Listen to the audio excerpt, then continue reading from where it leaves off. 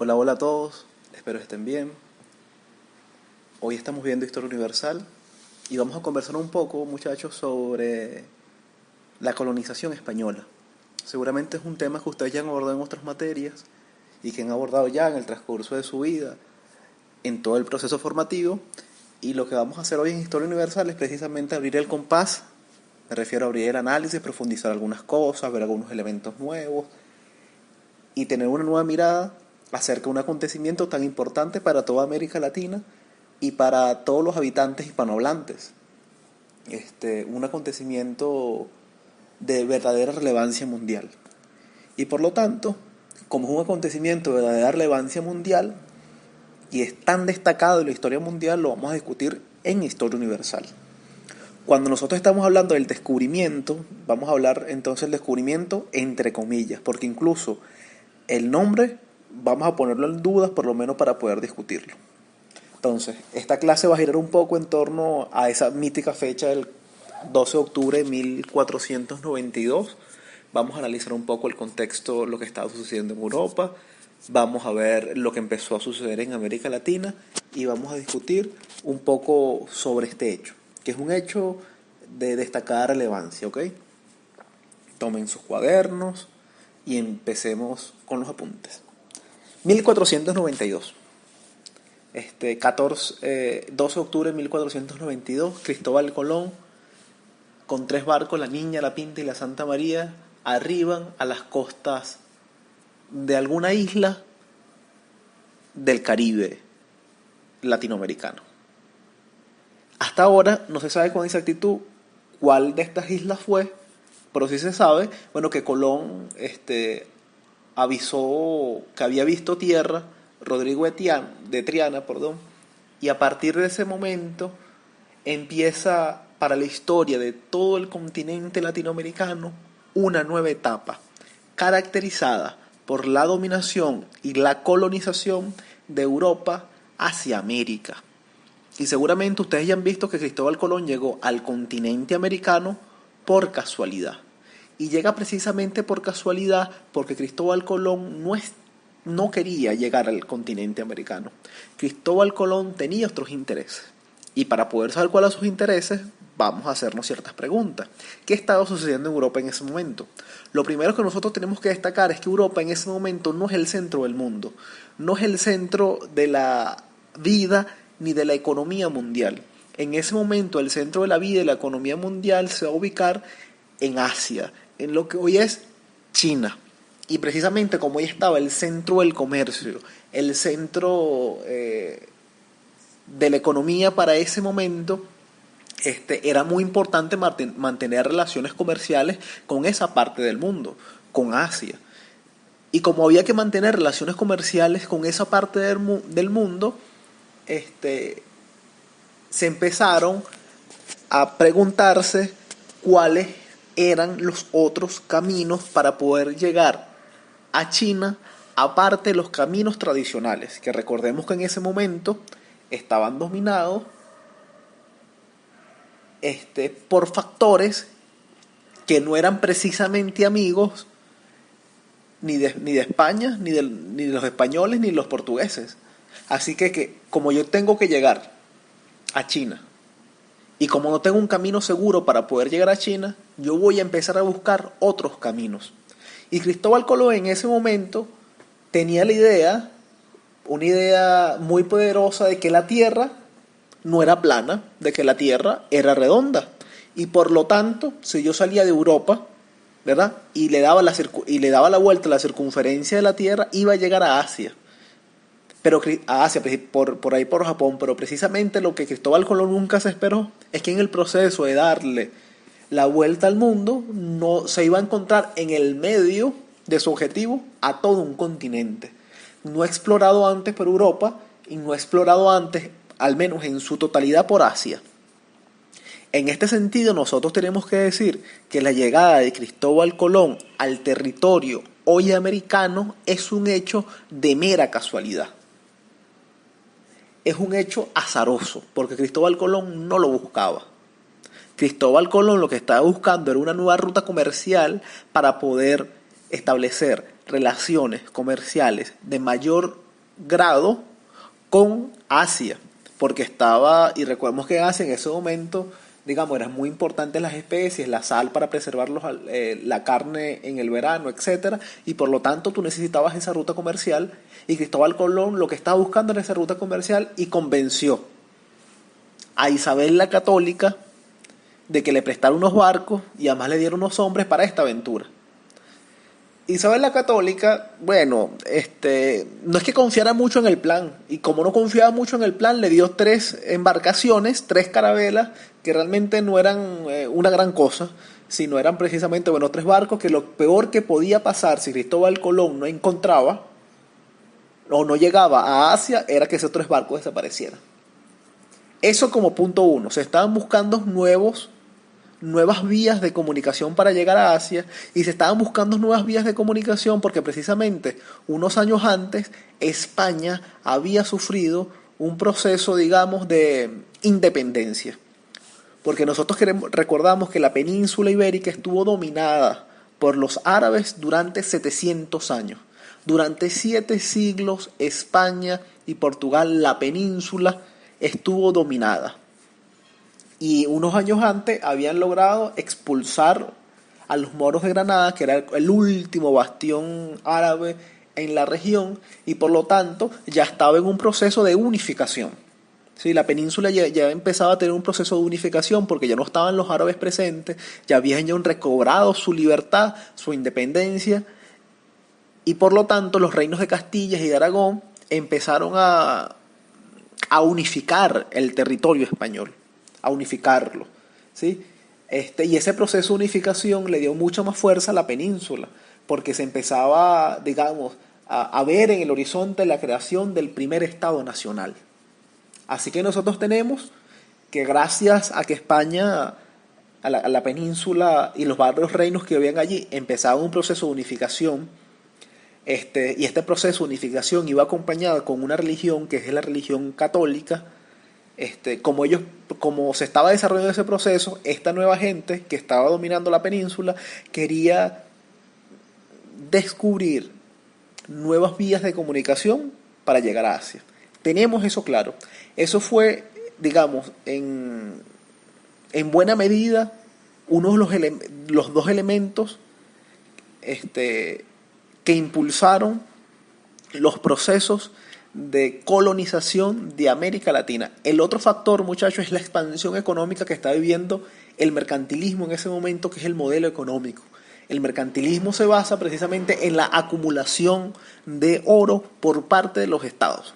Es decir, los economistas recomendaban, o lo que se podía llamar economistas para ese momento, le recomendaban a los estados que guardaran mucho oro y guardaran la mayor cantidad de oro posible, y en la medida de que compraran mercancías a otros estados, compraran poca mercancía para pagar poco oro, porque tendrían que tener mucho oro. Así que en ese momento el oro era muy importante. Eso va a ser de especial trascendencia para la conquista de América. Entonces más o menos ya tenemos el panorama bastante claro acerca de cuál era el contexto donde se empezó a desarrollar la colonización en América Latina. Ahora, una vez que Colón llega el 12 de octubre de 1492, luego de pasar como un mes más o menos, unas semanas navegando por el mar Atlántico para llegar aquí y haber sufrido varias rebeliones, incluso había rebeliones que pedían que se devolviera, donde la gente se enfermaba, donde Cristóbal Colón incluso pudo morir, llegó a la tierra América. Él la llamó Tierra de Gracia, y la llamó Tierra de Gracia no porque fuese una tierra especialmente bella, sino que él le había prometido a alguien en la España que, bueno, lo primero que iba a ver se iba a llamar Tierra de Gracia. Eso sucedió en el tercer viaje. Ahora bien, el 3 de agosto de 1492, Colón inició su viaje saliendo de Puerto de Palo, de la frontera de Huelva, y la expedición con 3 navíos, como ya le dije, que llegó a una pequeña isla en las Antillas el 12 de octubre, la cual nombró La Española. Es importante que nosotros tengamos esto lo suficientemente claro. En el otro punto, muchachos, es que, ¿qué pasó una vez Cristóbal Colón llegó a tierras americanas? Hubo un proceso de dominación. ¿Y cómo fue ese proceso de dominación, de conquista? Hubo resistencia por parte de los nativos que habitaban el territorio hoy americano, o no hubo resistencia. ¿Fue pacífico? ¿Murió gente o no murió gente? Es precisamente que nosotros tenemos que resaltar este aspecto que es fundamental acerca de la colonización española. Lo primero que tenemos que decir es que el primer viaje que hizo Colón en 1492, el 12 de octubre de 1492, cuando llega al territorio hoy americano, no hubo una resistencia propiamente dicha, es decir, no hubo resistencia. El 12 de octubre de 1492 no hubo precisamente una resistencia indígena. La resistencia indígena se va a dar luego. Se va a dar unos meses después, porque en el primer viaje Cristóbal Colón deja la Española, bueno, una gente que se quedara allí. Como Cristóbal Colón vio, obviamente, que los indios cargaban con prendas de oro y tenían perlas, le interesó, por lo tanto, tener unos hombres que cuidaran a esa población, que se quedaran en esa población. En la medida en que él se volvía a España, le avisaba a la corona española que había llegado a Asia, porque para él murió creyendo que había llegado a Asia, dejó unos hombres allí. Bueno, 3 meses después, en esta isla española sucedieron una serie de eventos. Lo que resultó ser es que cuando Cristóbal Colón llegó a un segundo viaje a visitar los hombres que había dejado, se dio cuenta de que no había nada, de que el caserío, de que el pequeño rancho que había dejado allí había desaparecido y los hombres lo habían matado. Es precisamente, y eso sucede como en enero de 1993, cuando verdaderamente comienza un proceso de resistencia, de mitigación de la invasión que hacen los europeos en el continente americano. Es a partir de 1993 donde nosotros nos vamos a enfrentar en verdaderamente un proceso de confrontación, ¿sí? De confrontación entre los nativos y los españoles que venían, bueno, a realizar los saqueos, las raxias del oro, de la plata. Fundamentalmente en este periodo fue del oro y de las perlas, que es lo que fundamentalmente está más a la vista. Es fundamental que nosotros conozcamos este proceso, porque este proceso de colonización no sucedió igual, digamos, en comparación, por ejemplo, con el proceso de colonización inglés o el proceso de colonización francés, que también se dio en tierras americanas, pero bueno, eso lo vamos a tratar un poco más adelante. Entonces nosotros tenemos entendido, muchachos, que los procesos de resistencia empiezan a partir de 1493.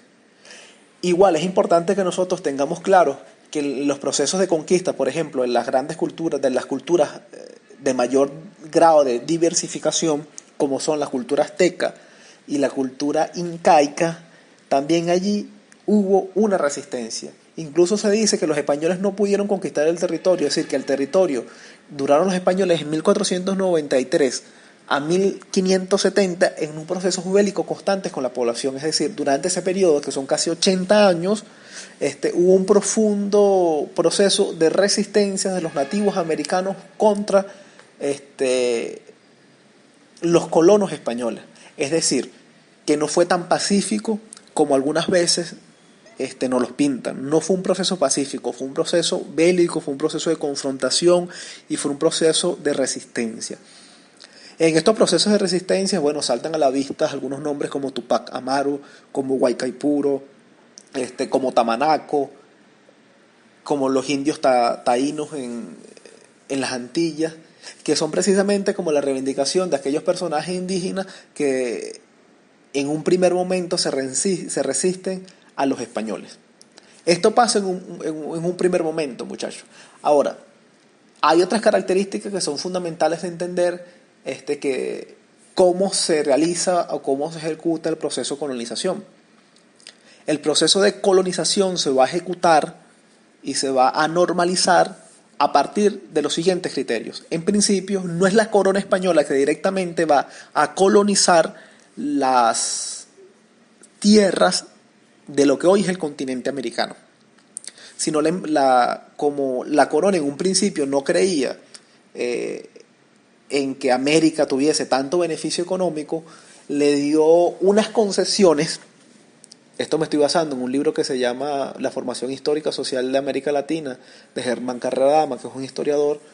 Bueno, la corona le dio varias concesiones a particulares. Cuando me refiero a particulares, me refiero a personas que podían pagar.